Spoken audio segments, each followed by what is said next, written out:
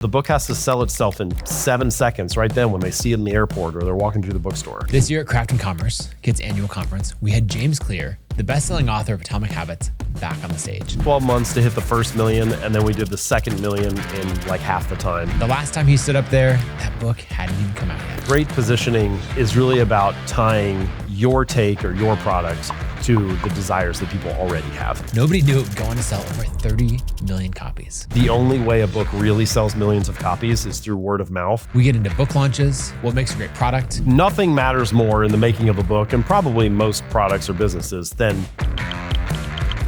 email lists and newsletter growth. I have this dream of sending an email and having 1 million people open it. You have the largest single author newsletter in existence, over 4 million subscribers. People come and read the newsletter each week to have like a check-in or to be reminded of the same things I need to be reminded of. At one point, someone in the audience asks, what is your mission of life? Small question. You know, my current answer is that When you were here last on the stage, Atomic Habits hadn't even come out yet. yeah. What expectations did you have for the book? Like, what would have been a success? Yeah, so actually that talk, well, first, hi, everybody. Good to be here. Thanks for having me back. Thrilled to be back. And Nathan is one of the entrepreneurs I respect most and a friend. And so, yeah, I'm just happy to be here. So thanks for having me. That talk, actually, it's kind of like the early stage Atomic Habits talk, but there's like 4 steps in the book for the 4 laws of behavior change, but I use different terms for it in that talk. Because I was still playing with the manuscript at the time, and I had it was like noticing, wanting, doing, liking. It was a different phrasing, same steps, but anyway, very early. Yeah, I had 3 numbers in mind. So the first number was, I thought, all right, if I can sell 5,000 copies, I'll at least feel like it's not a failure, 5,000. Yeah. And then That was per day? No, No, I'm kidding. yeah. And then the real number that I thought was, can I sell 100,000 copies in the first year? I felt like that was a real stretch goal, but my email list was about, when the book came out, when I signed the book deal, it was 220,000. When the book came out, it was like 440, 450. And so I thought, all right, if I have this audience and I work really hard and I work on it for a year and I do a bunch of interviews and whatever, maybe I could sell 100,000. That felt like the stretch goal. And then I thought, can I sell 1 million copies ever? And if you stretch the timeline out, I was like, okay, can I do 40,000 a year for 20 years or something like that? And so, I didn't know if I was going to be able to hit those other 2, but those were the numbers that were in my head. I definitely never thought it'd be, 1 million in a year or 1 million in a month. Yeah. How many did it end up selling in the first 12 months? We hit, it was right around 1 million, 1.3 million, 1.8 million, something like that. It was somewhere around that million mark. I think it took about 12 months to hit the first million. And then we did the second million in like half the time. And then it took off from there. Yeah. And so now you're over 30 million copies sold, which is impressive in itself. Yeah. Crazy. I think there's a crazier stat about it.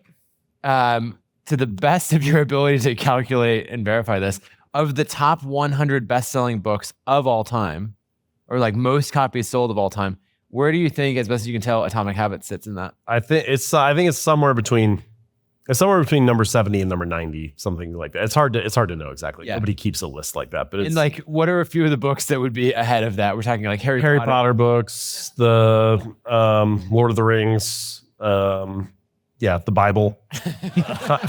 Like it's like, But those are the types of books that we're talking about. Yeah. It's not within the behavior change or self-improvement categories we're talking about. I think it's the youngest book on that list, like the most recent one to come out.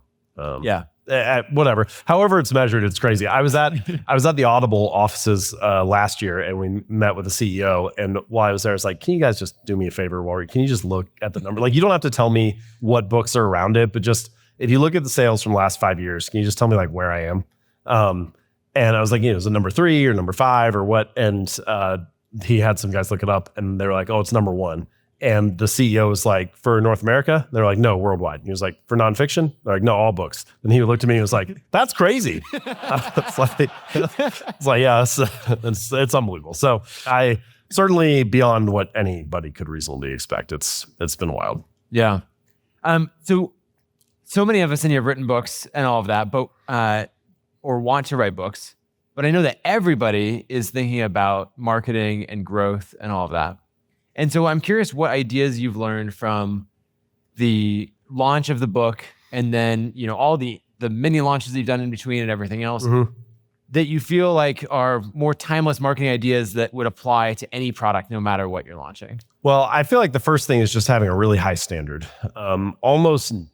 Nothing matters more in the making of a book, and probably most products or businesses, than making the best book possible. Like nothing is going to do more work than that. And so ultimately, every marketing strategy is easier when you have a great product. And I think you should just pour as much energy and effort you can into making it great. And, in most areas of life, good enough is good enough. But every now and then it's not good enough. And like you pick a project where you say, I really want to do this to the very best of my ability.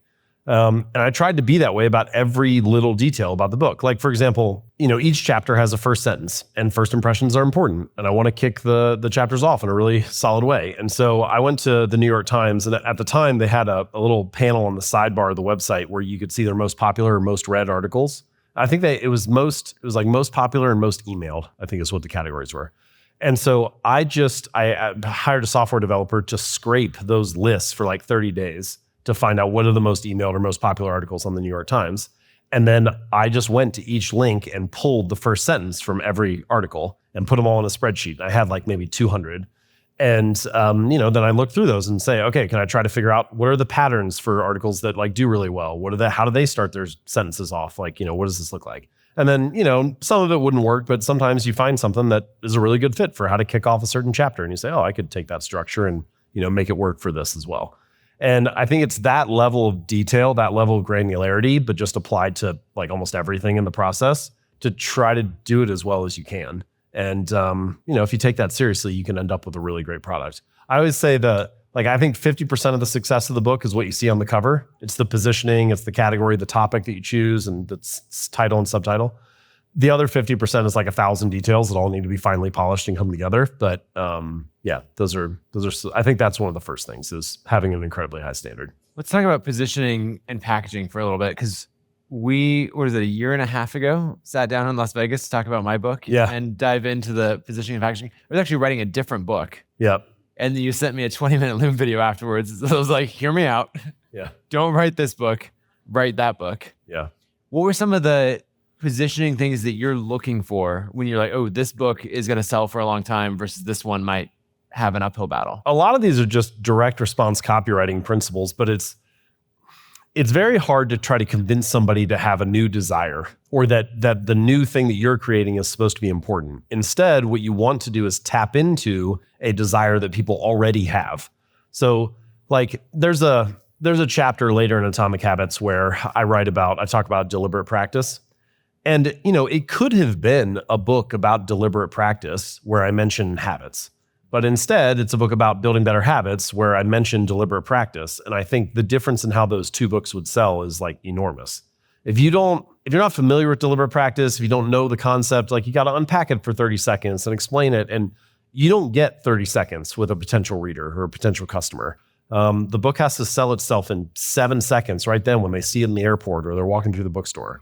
And just by virtue of growing up in society and being a part of culture, that building good habits is favorable and having bad habits is unfavorable. And I don't have to convince anybody of that topic. I just need to convince you, hey, if you're only going to read one book on the topic, like this is the one to read. And I think that's a very different sell. And so as an author, I feel like it's a good sign if you can find 2 or 3 or 4 books that are similar to what you want to write that have already sold 1 million copies, because it means there's an appetite for that. And now your job is to say, okay, this is the timeless, enduring desire that I'm going to tap into. How do I make it my own? How do I have a unique angle or a different line of attack or something where people feel like, okay, I know exactly why I would buy this. It taps into something I already want, but I haven't quite heard it put that way before. And that's what makes it fresh. So I think great positioning is really about tying your take or your product to the desires that people already have. Yeah, that makes sense. Okay, so with everyone here using email and investing in that, we've got to talk about email. I believe, to the best of my ability to verify, you have the largest single author newsletter in existence. There's companies that have bigger email lists. but what, you're over 4 million subscribers? That's crazy.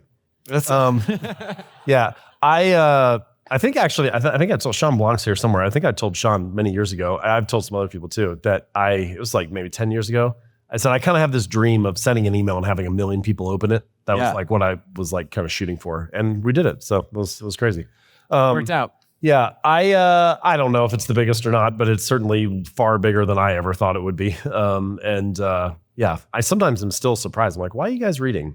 Like, what? Just read the book. Why are you reading? What else do you need? But I have been surprised to see that it's a very human experience. We need to be reminded. I think people come and read the newsletter each week to have like a check-in or to be reminded of the same things I need to be reminded of. You know, like I struggle with all the same stuff that I write about. It's kind of annoying how often I feel like I should read Atomic Habits, but it's, you know, that's part of it. So the list has grown a lot. Yeah. Obviously, the single best growth tactic for a newsletter is to sell a few million copies of a book, and then people will subscribe from there. But only probably about, what do you think, 20% of the list growth is directly from the book? Well, there's multiple calls to action in Atomic Habits at the end of each part, and then there's maybe 3 or 4 that are kind of sprinkled throughout to join the newsletter. And I would say we tried to calculate it. It's about 10% of the people who read the book sign up through one of those. Something that's attributable to the book, right? Yeah. So you know, that's 2 million subscribers right there. But like half the list is not from that. And honestly, like I don't know how many people have unsubscribed at this point. So probably if 2 million come from the book, there's probably like 5 million that have signed up through other ways, and the list is just at 4 now or whatever.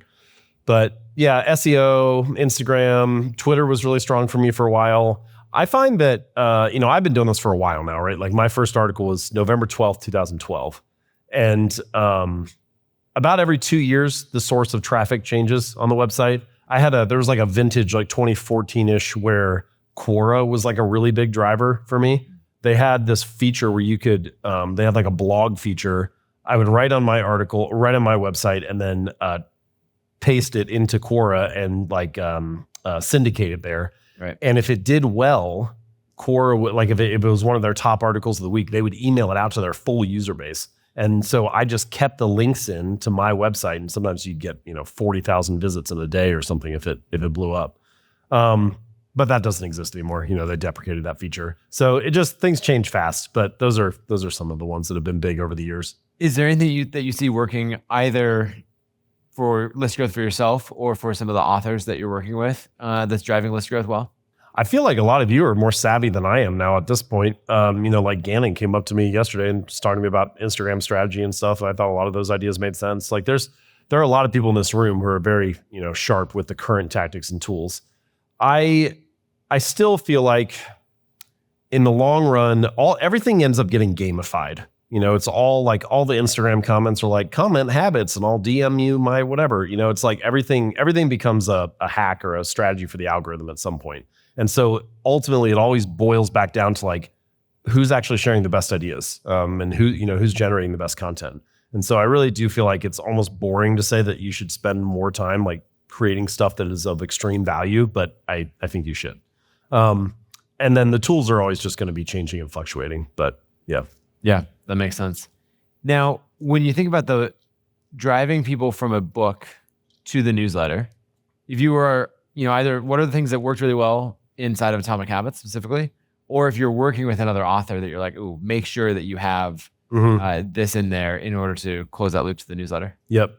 I like all of if you consider each platform in your business as like an asset, so like your Instagram account is an asset, your Twitter account, your newsletter, your podcast, whatever.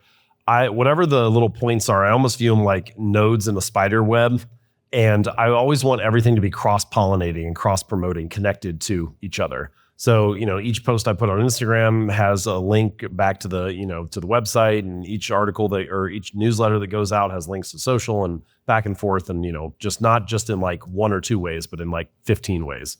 And the book links to the newsletter and the newsletter links to the book and blah, blah, blah, blah, blah. So the more that you can tighten that, I think the better. And you can't just do it once or twice. You got to do it like every time. But collectively, I think that ends up passing a lot back and forth. So I encourage authors to do that, to try to cross-pollinate their platforms. I think that the web has become more platform centric and more siloed than it used to be.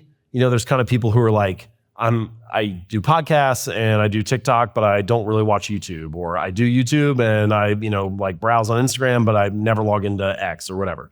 And so, in order to stand out, I feel like you have to be so good. All the platforms are really mature now.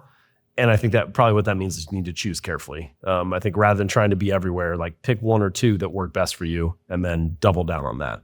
I would say that general strategy of early on when things aren't working well, you should test widely, explore broadly. Once you find something that works, double down on that and do it more. Keep doing it until it stops working, which you would be surprised how often people don't do that. Like, why am I still doing interviews about Atomic Habits? It's still working. It's like, don't stop until it stops working. And then once it stops working, go back to step one and explore broadly again. I remember this is like real early on. I read this article. It was 50 ways to drive traffic to your website. And so over the next like 3 or 4 months, I tried all 50. None of them worked. And I was like, am I just an idiot? Or like, what's going on? And eventually I tried some other things that weren't on that list that did work for me. But it's really frustrating in the beginning to try these things that, everybody says are going great and it doesn't stick for you. And I think some of it is sometimes strategies are good for certain types of content and not others. Sometimes strategies are good for certain types of people and not others. Like you want to do things that play to your strengths. And eventually through enough experimentation, you find the things that overlap with your strengths and your content and your style, and you can make it your own. But it requires some persistence to figure out what those things are and then double down on what works. Yeah. Okay. I want to talk about author's equity, and then I want to go to questions from the audience. Okay. When you build a personal brand, it can only go so far. Yours has gone like one of the furthest we've ever seen, but it still has some level of limitation as the scale of business and all of that. Now, what made you make the switch and say like, okay, I want to found a publishing company, and then let's get into the scale that is starting to achieve? Well, I did it because, first of all, it's not just me. Like we have a great team, and I'm just a co-founder. It's part of a group of really awesome people. But I did it because I felt like it was the right thing to do. Like everybody all authors have known this to be true for at least, I'd say 10 or 15 years, which is, it kind of feels like you're getting a raw deal now. The world has changed. Publishing was invented and created and rose to prominence pre-internet. And we are very obviously post-internet now. And everybody owns their audience, and the author has more power than ever before. But under traditional deals, the publisher is still keeping 70% of the profit. And, when Atomic Habits came out, I did 200 interviews in the first 6 months, and 196 were booked by me, and 4 were booked by the publisher. And, I wasn't upset about it because I knew that was what it was going to be like going in. But you do kind of feel like, if I'm the one who wrote the book and I'm the one doing all the heavy lifting and promoting it, why are you guys making all the money? And so it just felt like something needed to change. But, if you're in the publisher's position and you're the one making 70% of the profit, you're not going to be like, you know what, you guys are right. We'll give you more money. Instead, you're just like, no, it's not quite like that. Like, yeah, things are different, but we still do, X, Y, and Z. And so it just took a startup to come in and kind of reset the scales and change the industry to say, there's a better way to do this now. Well, the thing that I think is crazy is you're going in to Penguin Random House and pitching the team there, the CEO there, and the executive team, and saying, this needs to change. And they're saying, I'm sorry, it can't. And then Madeline, the CEO, ends up leaving Penguin Random House to co-found and to found Authors Equity. Yeah. So she's like, I can't change it from the inside. But you're right. Atomic Habits goes well. So of course they want to talk about doing a second book. And I was like, all right, this time I think I'm going to try to do this the right way. And so I asked for all these things that I thought were very reasonable. I thought some really compelling arguments. I probably went over the top, right? I wrote 6 pages about it and handed it to him. So everybody read this and whatever. They didn't have any good replies, but they said, we're not going to do it. And Madeline, to her credit, she was CEO of Penguin at that time. And she says now, she's like, I found myself after work was over siding more with the authors, but in my current seat, I couldn't do that. And she has a history of being kind of on the forefront of publishing. She, went to Amazon and helped launch the Kindle. She early in her career, built one of the first websites that sold books on the internet. So she's, she's been at these inflection points before. And I think she realized things have changed. And so, a year or two later, she decides to leave and she was like, all right, what do you think about doing all this stuff that you said we should be doing? And it's been great. Like she brought her number 2 and we brought Don Weisberg, who is the CEO of Macmillan. And it's so much better that they're doing it than if I was doing it. Like I thought for a minute, oh, maybe I should found this company myself, but I would have been terrible at it. They're amazing at it. And, she knows all the people who are just straight killers in the industry. And so they put together this amazing team and it's worked out really well. Yeah, that's amazing. Okay, so Authors Equity has published what, 25 books? We're probably closer to like 50 now, 40 nonfiction. Then we've got other stuff happening too. Like there's romance lines and some other stuff that I'm not involved in, but yeah. And then you have this idea of the Atomic Habits tipping point. Yeah. What is that? Yeah, I tell the team there's this, I'm waiting for the Atomic Habits inflection point, which is the month that Authors Equity sells more copies than Atomic Habits does. And it almost happened like 2 months ago. I think it'll happen sometime this year. But I had this realization where I was like, I worked really hard on Atomic Habits for, it took somewhere between 3 to 6 years to write, build the audience and the platform for 10 years. And it went as well as it could possibly go. Like it's the best-selling book in the world for the last 5 years. And in 18 months, the publisher's almost, outpacing it. Right. And you just realize, some businesses scale very differently than others. It doesn't matter how hard you work as an author, you're never going to outwork a publisher. The publisher's publishing new books every month. You can't keep up with the pace. So that's not to say, one is better or worse than the other. It's just, it's interesting to think about for all of our businesses, the leverage that we have in certain ways and which businesses and which projects compound and scale in different ways than others do. And, I was excited. I mean this like sincerely, I would do Authors Equity even if it failed. It is a project that I would be proud to be a part of, even if it doesn't work, because I think the industry needs it. And I think the publishers need somebody to push them and say, if the current setup is not right, we need to have a new modern setup that works for, the current reality. But I don't think it will fail. I think it will be a really great business. Yeah, I think the traction that in a year and a half is very impressive. Yeah. So when I think about having the level of audience and attention, you can direct it towards any number of things in order to launch a business, right? And the thing that I love about Authors Equity as a business is that you're focused specifically on businesses or on books that will sell more copies, hopefully, in year 2 than year 1. Yeah. And so these are the timeless books. And so you end up building these assets. And a lot of friends of ours like Ryan Holiday and Josh Kaufman and others have talked about this idea of books as annuities, ones that just keep selling. Yep. And so you end up directing your attention and your reputation and your time towards something that's not a short-term cash flow play, but this long-term enduring project. I think writing books is funny. There's this stereotype like, oh, don't be a writer, you'll never make any money. I think writing books is one of the best business models. Now, that's only true at the top end, right? It's like a power law game. The top 1% of books probably sell like half the copies, or maybe the top 0.1%. But if I was going to describe to you a business that requires no software updates, no updating once the product is made, like you write it once and then it's ready. Yeah, Kit has the same thing. We don't. Yeah, no, sure. Yeah. Can scale effectively infinitely. You can translate into any language. You can spread all around the world. Atomic Habits in like 68 languages or something. Has no customer service. If somebody doesn't like it, they don't come to me. They go to Barnes & Noble. They send it back to Amazon. I never hear about it. And it's just like, it has some incredible qualities. And it also has a very long half-life. You don't have to update the book. It just keeps selling and persisting. I would say probably some of the only things that are better, like, we've joked before, a bank is probably better. Yep. I think music is probably better, like a hit song that, like if you wrote if you're the Beatles or something, like that probably is more persistent than a book would be. But we had to dig to come up with options at dinner a few weeks ago. Yeah. It's a great business. Yeah, I love it. Okay, let's take some questions from the audience. We have a mic right here in the center. You want to step right over there? So if you want to step up to the mic, feel free to form a line as well. And then we will take as many questions as we can.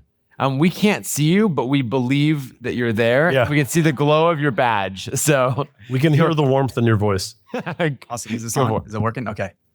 Hey, thanks for this. My name is Brian. I know you can't see me. Hey. I got 2 questions. The second one is quick, but the first one is, I think Atomic Habits was so successful because of the way that you're able to simplify things. So I'm curious to hear what your process is for taking the models, frameworks, and ideas and then distilling them into something simpler. Yeah, that's a great question. Thank you. Part of it, I think, it just appeals to my personality. I like compressing things. I think it's kind of like a game, So I'll, I've talked about this before. At one point, I had 12 chapters for Atomic Habits, and so I wrote chapter 1, chapter 2, chapter 3 on an index card and laid them all out on the ground. And then I went to my bookshelf and I grabbed whatever books were relevant for that chapter. Usually it was like 3 or 4 or 5 books, and they were all stacked right there. And then I thought, all right, how can I take everything that's like genuinely useful out of these books and compress it into this single chapter so that if you just read this chapter, you no longer have to read that book. And I think that's a good measure for what makes a book great, is like how many other books can you make irrelevant? And you're maybe never totally going to get there, but I think it's a good thing to strive for. So I like that. I think it's kind of fun for my brain, I guess. So part of it is, I think it just appeals to my style. Also, you would be surprised. Like there's not that much to take away most of the time. There's just a lot of fluff and a lot of writing. Mine too. You have to be ruthless about it. The first version of Atomic Habits was 710 pages or something like that. And eventually it got cut down to, the finished copy is like 230. I repeated myself a lot. I really didn't want you to be able to say, oh, this book could have been a blog post. So I kind of did the opposite and, wrote like 3 books and then made sure it was, condensed into one. So I think part of it's a commitment to being really high signal, really low noise. And then there's some stuff that's just like playing with structure, playing with the structure of like sentences. Like you can say a lot in a single sentence. If you make it a game and you have a paragraph and then you're like, how can I say that in a tweet? You can often get it compressed without losing very much.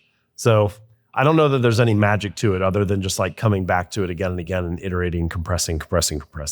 I also think there's something that's reading really widely is a big part of it. There's this quote about Emerson where I say he reads like a hawk scanning a field for prey. And sometimes I felt like that's like kind of how I was trying to be. I'm not reading a book to like get the whole book. I'm like trying to find like what are the 2 best pages that I can take out of this and compress and, insert it into there. So it's a very different style of reading that leads to that sort of expression. What's your other question? Yeah, I got a little gift for you here. Okay. Delusional confidence, if you don't mind me coming up and handing it to you. If that's all right. Yeah, we're good. Bring it on up. Thank you. All right. Okay, next up. All right. Hi. Thank y'all so much for your conversation. My name is Crystal, and this is my, I think, 4th year to come to this conference. And I've met so many incredible people here. There's a lot of relationships that have started here. So please lean into all the people that you're meeting. I know that you two met in, a similar situation of just wanting to invest in yourselves and learn and get better. So I'm curious, over the years, how have you created lasting entrepreneur friends that you continue to invest in those relationships? What does that look like for y'all?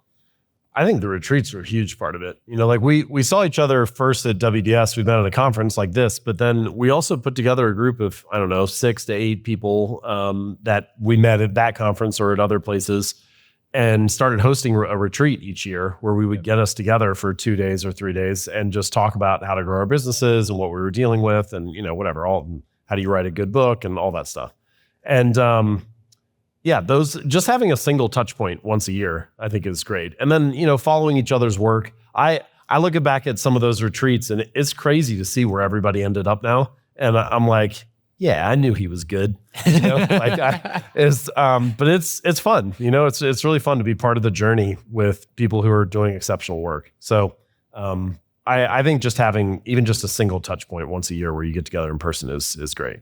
Yeah, and those retreats don't have to be something fancy. Like our first one was a bunch of us going to Barrett's family cabin. Yep. You drove over, a bunch of us flew into Atlanta, and we all showed up there in person. We just kept investing in each other's businesses. And you could say like, maybe we got really, really lucky with the group that we pulled together, or maybe we really intentionally invested in each other and like that was the result. But like, you just have to form and build that group and find 6 or 8 people who you're going to say like, okay, we're going to like really invest in each other to get to the point where. I think there's also, I try, I never want anybody that I'm friends with to feel like there's pressure to promote, what I'm working on or whatever. And like, we try to be very clear about that. Like we were there for each other, but like, there's no expectation that it turns into some business outcome. Like we're mostly just there for each other first. And, especially over the long arc, like we've been able to see this over like 10 plus years now. People's businesses grow at different rates, and people have different moments in the spotlight, and people choose different projects. They wind one thing down and then spin another thing up. And I think it's fun to be there for all of it. And it's also really important to not get envious about it at some point. Like there's just, there are points where you're in the lead and there are points when you feel like you're way behind, and it's not really about that. It should just be fun to be in the game together. And so I think we've had a group that's been pretty good about that. Yep. And a bunch of us got to sit out on a patio. It was Ryan, James, Caleb, Barrett, and like we were just hanging out a little bit ago. So supposedly Nathan's running a conference for hundreds of people, but I was sitting out in the sun this afternoon. Yeah. Thanks, Crystal. Hi, James and Nana Barry. I'm Ellie from Taiwan. This is my second time to be here. Thanks for coming. Very nice to meet you. I've noticed something interesting from running a 30 days creation challenge. Most people don't quit because they lack of discipline. They quit because they start comparing themselves to others. In Atomic Habits, identity is built through repeat actions. How can creators protect their identity while creating in public? How can you protect your identity while operating in public? Yes.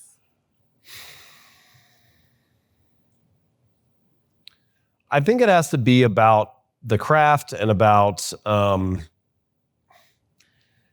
I find it's tricky to say this because comparison can be very useful. Like the way that you develop taste around things is by comparing. How do you know if your YouTube video is good or not? Well, it's because you've seen good ones and you can compare what you're making to what was good. Like Ira Glass has that famous quote about the gap between what you make and what your taste is. Especially early in your career, there's a gap between what your skill level is at and what you're able to create and what your taste is at and what good work looks like. And you have to keep putting reps in to close that gap. And so part of it is just knowing that is true. But I think it can be very useful to compare specific things, YouTube thumbnails, squat form in the gym, strategies for building your email list, whatever. And it's very unhelpful to compare big, broad things, your marriage, your net worth, your, the state of your life. Like if you think about anything long enough, you can convince yourself it's terrible. And so I think keeping it in a narrow bound and saying, all right, I'm just going to compare this little thing and see if I can try to figure out a way to improve, that can be helpful. But once you get big, it's not helpful. You're comparing a huge aspect of your life to somebody else's success, but then you don't see all the trade-offs that they're making to make that a reality. If you're not going to compare the whole picture, if you don't want to swap, everything, then it's not a fair comparison. So I think that's part of it. And then this is timeless advice that I need to be told just as much as everybody else, but don't compare to other people, compare to yourself. Like stop trying to be better than other people, just try to be better than you were yesterday. And that's really the only long-term game anyway, is can I be better than I was before? And if you keep the focus internal, then you improve. If you keep the focus external, then you compare and it just becomes a spiral where you get trapped in that mode of thought. Okay. I think there's a lot of thinking about the game that you're playing and being deliberate about that. You get to choose, like game selection really matters. And, I don't know who it's a quote of, but play stupid games, win stupid prizes. And so like, think about those games that people are playing. You're like, oh, I don't want to play that game. I want to play my own game. I want to do it for the love of the craft, for the impact that I can have. And that's going to bring a lot more joy than saying, oh, I'm playing for a specific set of numbers or a very specific outcome. We talked about this yesterday a little bit. I have a friend who told me, for our business, we like to draw a box around our ideal day. And then inside of that ideal day, we say, okay, how can we make the business as big as possible, reach the most people, make the biggest impact, but not outside of it. And I think a lot of the time what happens is you don't draw a box. You don't think about how do I want my days to look. And so then you just fall into the same comparison everybody else does. Oh, whose list is growing the fastest? Who raised the most money? Who has the most revenue? And you just start comparing stuff that leads to a daily life that you didn't want anyway. But if you start by saying, how do I want my days to look? Then you're playing your own game, to your point. And you can start to say, yeah, like somebody else is growing faster, but that's fine because this is what I want my days to look like. I think Charlie Munger has that quote where he says, someone will always be getting richer faster than you. This is not a tragedy. Like, it's fine. Play your own game. I love it. Thank you for the question. Hey guys, I'm Jonathan. On the topic of game selection, James, you chose to play the game of going with the traditional publisher when you already had, I think, around 200,000 subscribers when you signed the deal. Yeah, which is a very substantial amount. Can you walk us through the thought process of going that approach instead of self-publishing? Yeah, I almost self-published. I thought about it for like a year. That's wild to think about how different things might have played out. Yeah. I ultimately, the reason I did it was because, well, it was kind of twofold. One, I decided that I was going to try to hit the list. And at that point, now sometimes still very, very hard. Self-published book can get on. It's still pretty unlikely. But then it was a 0% chance. And so I thought, all right, if I want, from a business standpoint, I could self-publish future books, and I'll try to traditionally publish this one, become a New York Times bestseller, and then I can have that status symbol for the rest of my career, rather than doing the inverse and self-publishing 20 and then 15 years from now, trying to be a best-selling author. So I thought, all right, probably better to try to get the status symbol earlier. That was part of the thinking. The second thing was I'd never written a book before. I didn't even really know that I wanted to be an author. And so I thought, well, let me try to find some people who've at least done this well before. So my agent, publisher, people who had put out really good books, and they can help coach me along the way. And I did find a good team, and I got a lot of good advice from them at various points. And I think there's no doubt that Atomic Habits was the best thing that I had written when it came out. It was an order of magnitude better than the blog posts and things I was writing on my own. So having a team that helped with that process did lead to a better outcome. So those were kind of the two main things that I was thinking at the time. On the other side, the reason that I was considering self-publishing is I had this story where I said, well, how much would I really be giving up anyway? Like if I'm on Amazon and Audible, isn't that most of the books people sell? Like what am I losing? Maybe 10% of sales? And now, interestingly, 10 years later, the full arc of this, since I co-founded Authors Equity, I actually have real numbers for it now because we have a number of popular self-published books that have moved over to Authors Equity now. Almanac and Overall Ravikant was self-published. Now it's published with Authors Equity. Simple Path to Wealth sold 500,000 copies self-published. Now it's published with Authors Equity. Don't Believe Everything You Think, same thing. So anyway, by looking at the numbers for those books, you give up probably at least 25% of your sales if you're self-published by not being in airports, bookstores, Barnes & Noble, et cetera. If it goes well, like Simple Path to Wealth is my favorite example of it. He moved over to us. We got it into Barnes & Noble and airports and all these other places. As soon as the book went omni-channel and it was available everywhere, the Amazon and Audible sales also lifted, because it's almost like each book that's out in the world is kind of like a little billboard, and the profile of the book raised. He hit the New York Times list the first week with us.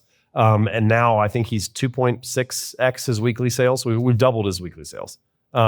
So that's kind of, best case scenario, but you do give up meaningful distribution by self-publishing. You get to maintain control, you get to make them more money per copy, but you give up meaningful distribution. And in the long run, the only way a book really sells millions of copies is through word of mouth. And so I feel like as an author, you probably don't want to hamstring your distribution, because that's where the real success potentially lies. Awesome. Thanks. Great. Look forward to working with Authors Equity. Yeah. I signed with Authors Equity. I'm a big fan. It's amazing. Yeah, we're publishing Nathan's book this fall. Hi, I'm Dr. Tiffany Shelton. I am a neuropsychologist. I work with women to build systems. So I have read Atomic Habits. I usually read it like once or twice a year. But I have a writer's questions to that effect. Since I read it so much, I've noticed that you can't really go a paragraph in that book without getting some sort of metaphor, analogy, or story. I think that's what makes it so digestible. As a writer, though, in the process, do you have any tips on how you mine for those stories, like the cycling story or the nurse, that noticed her father-in-law had this stroke? And do you put like a time limit on yourself of how long you look for like the perfect story, metaphor, or analogy for each point you want to share? Yeah. Without dragging out the writing process. Sure. Yeah. No, it's fair. I mean, at some point, deadlines have to get met. I've blown every deadline that's been given to me, but in theory, they sound nice. I keep an open bank of stories and ideas in, I use Evernote because I've been doing it forever, but you would use Notion now. Okay. So very common nonfiction writer format is story, study, lesson. That's like Malcolm Gladwell did it that way with his book. Like it's been done by many, many science writers. Lead off with some kind of story, explain the study or the science, and then finish with some type of takeaway. I would say I started doing it that way. And now I would say it's almost more like story principle lesson or story principle examples. That's kind of most of the chapters in Atomic Habits follow that structure. The stories are really helpful because that's what everybody remembers. I used to lead with the studies more and nobody cares. They want it to be scientifically grounded, but nobody remembers them. And so I think I want it to be scientifically based. I want it to be true, but the reader wants the story to express and distill the idea. So usually what I have is I have one or the other. I have either the principle or the takeaways that I want people to get. And I just think, oh, this is a clever idea. I hope I write an article about this someday. Or I have a story that I thought, wow, that sounded really cool. I don't have an idea to pair with it yet, but I like that story. So most of the notes in my file are one of those two things. And every now and then I'll just go through them and start to match them up and say, oh, maybe this is a story that could fit here. And it helps to have a big bank. If you have 200 stories and you have 100 ideas, one of them probably matches up and could make a good article.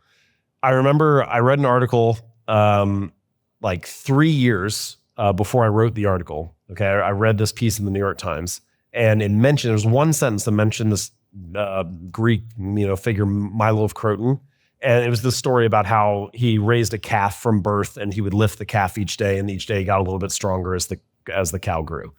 And I was like, oh, that's an interesting story. I should kick that off. And it sat there for 3 years before I had an idea that I was like, perfect. This is the Milo of Croton one. And then I wrote the article and, went on the website or whatever. So it's just a long time for those to get paired up.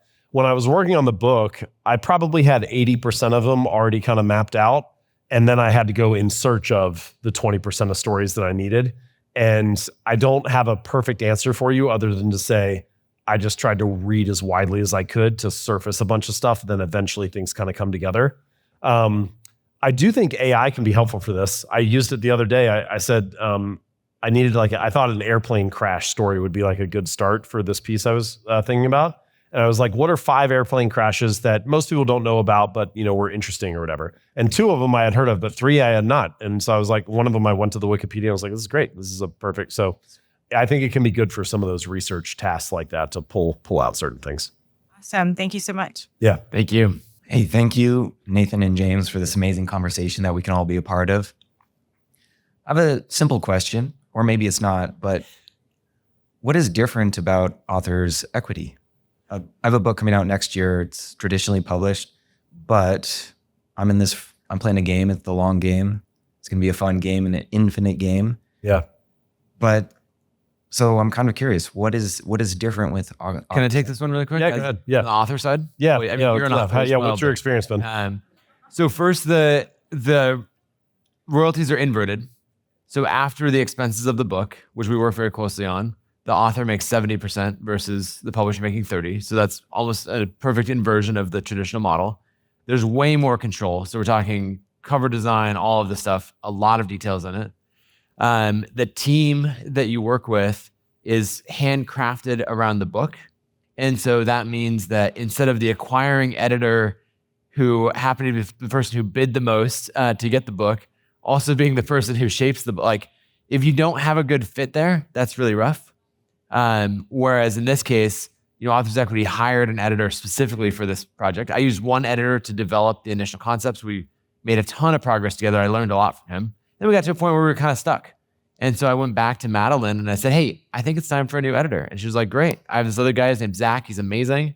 Let's get him in. And then for the next 6 months, Zach and I worked together and we achieved another level of progress on the book. That was really good. Which you couldn't do in a traditional deal. You'd have to blow the deal up and move to a different imprint or whatever. It'd be a mess. Yeah. The other thing is, I have heard over the last decade, creator after creator talk about how they had all these great ideas for marketing and everything else, and they went to their publisher and like they were maybe able to get like half of one idea through. I go to these marketing meetings with Authors Equity, and I'm like, hey, what's working right now? And they're like, okay, so Joseph Wen did this thing on TikTok marketing that worked. So we turned that whole thing into a system because we learned from him. Here's what's working. And I'm like, okay, I'm immersed in the creator economy as much as anyone. And I'm like taking notes in these meetings with the publisher of like what's working in marketing, how Amazon ads are working, like all of these things. So I am showing up to a masterclass about what's working in book marketing every month that we meet. And then it's just an absolute like reversal of what normally happens. And I think it's just because, like Madeline and the rest of the Authors Equity team, they've been in the publishing world for decades and they know who all the best people are. And so when they went and started a new thing, they said, great, let's just add, it'll take you. There's only 15 to 20 people on the team. Yep. But they're probably the highest talent density group that I've been a part of. They just picked all the best people and, we're able to bring them together. Yeah. And I would say there's a lot of downstream effects that people don't realize of inverting the royalty model. And one of my favorites is being able to use advertising to point the book. So James, I'll let you talk about that one. So because Authors Equity is a profit share, we can run ads from the top of the profit share rather than trying to run ads on our cut. Like Penguin or Harper or whoever, if they're going to run Facebook ads, they're thinking, okay, we only get to keep $4 a book. So, to get this to be profitable is very hard. But we have a lot of profitable campaigns going on right now for Amazon ads and Facebook ads and so on. And we're moving thousands of extra copies every week for authors because of it. And it's just because the profit share model allows for it rather than the author trying to do it out of their little slice or the publisher trying to do it out of their little slice. And so that's been helpful too. I think Nathan's answer was great. The way I would summarize it is, what do you give up? Why would you not go with Authors Equity? There's no advance. That's the single biggest difference. What do you gain? You make 2 to 3x more per copy sold. Arguably, I think the best team in the industry to make the best possible book. You get the widest possible distribution. We've only been publishing for like 18 months. We have more books for sale in Target than Simon & Schuster does. That shouldn't even be possible. But it's that is just a function of the team being so good and having all the right connections. And then the last thing is, it's very, as you mentioned, it's author-centric, it's author-led. So everything is the author. The author is the one who has final say on the cover, on the title, on the subtitle, on how much you want to spend on the marketing budget, like all of it. And so it's a realization that authors have more power now than they ever had before. And authors have a bead on the audience more than they've ever had before. They own the direct relationship with their readers more than they ever had before. And so naturally, they should be the ones making the majority of the profit and driving many of the decisions. Now, we still have opinions and we have a really talented team, so I think we can provide a lot of value. Before Authors Equity launched, I tried so many different arguments to get Penguin or whoever to do this. I had spreadsheets like explaining how much value I thought each person provided and why. And publishers still do meaningful things. But I think the answer is they deserve about 30% of the money. And so this is a new model that represents that. I love that. We have just a few minutes left. And thank you, Nick. We're going to make time for the I think it's three we can do these in line. Let's do these three. So we'll do those three. Go ahead. Hi, I'm Michelle from Chicago. I love your books. For someone reinventing their business after already building an audience, what daily habits matter most for rebuilding momentum without burning out? The ones that come to mind immediately, I say some kind of habit of reflection and review. Many of you are probably like me. I have a really strong work ethic, and that's great. Working hard is really helpful, but it also can become a crutch. At some point that became my answer to any problem. If I face a problem, I was like, well, I'll just work my way out of it. And you can do that for a little while, but if you're already working hard, maybe you can grind and work 10% harder, but you can't work 10x harder. You can't work 100% harder. And so at some point you need to make time to ensure that you are working on the thing that is the highest and best use. And there's no way to if you just keep your head down and work really hard, it's so unlikely that you'll work on the best thing today. So you have to create a little bit of space to step outside and above the business and say, is this really the highest and best use of my time? Am I focused on the right thing? So habit of reflection and review. It's a little bit weird, but I would say a habit of working out or something to reset yourself.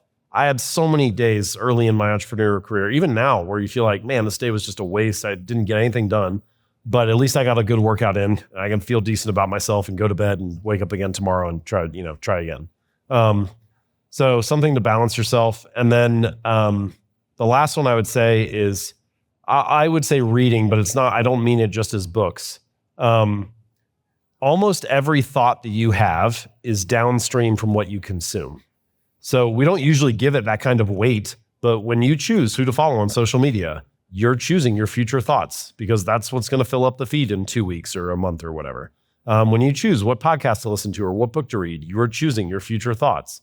And so the more carefully that you curate that diet of what you're consuming, the more carefully you curate what you're putting in, the better the outputs are. If you want better, more creative, more productive thoughts for the business, you need better, more creative, more productive inputs for what you take in. So I'd say habit of reflection review, some kind of working out or something to balance yourself and try to improve your consumption habits.